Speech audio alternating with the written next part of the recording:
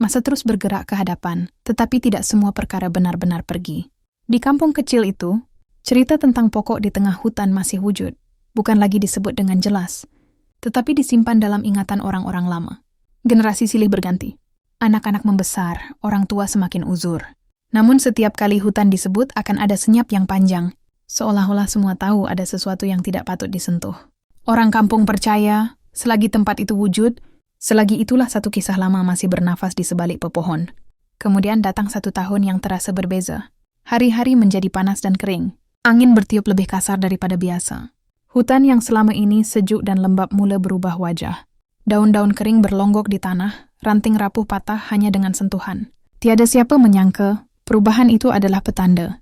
Pada suatu ketika, langit di ufuk kampung kelihatan kelabu. Bau hangit mula dibawa angin.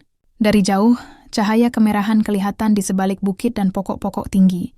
Apa yang berlaku selepas itu hanya diceritakan melalui ingatan.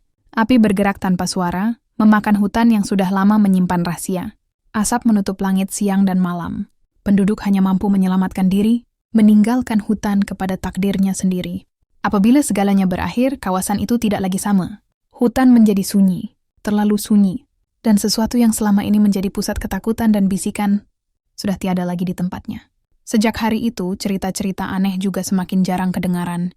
Malam menjadi lebih tenang. Tiada lagi suara memanggil dari arah hutan. Tiada lagi orang yang berubah tanpa sebab. Namun orang tua kampung tidak pernah berkata segalanya telah berakhir. Mereka hanya berpesan, ada kisah yang tidak perlu diulang, cukup diingati. Karena apa yang berlaku dahulu bukan sekadar legenda. Itu adalah kisah tentang manusia, tentang fitnah, tentang marwah, dan tentang luka yang tidak pernah sempat disembuhkan. Dan legenda itu terus hidup, bukan untuk menakutkan tetapi untuk mengingatkan. Pokok itu telah lenyap dari mata, namun sesuatu daripadanya masih berbisik, hidup dalam ingatan mereka yang pernah mendengar ceritanya.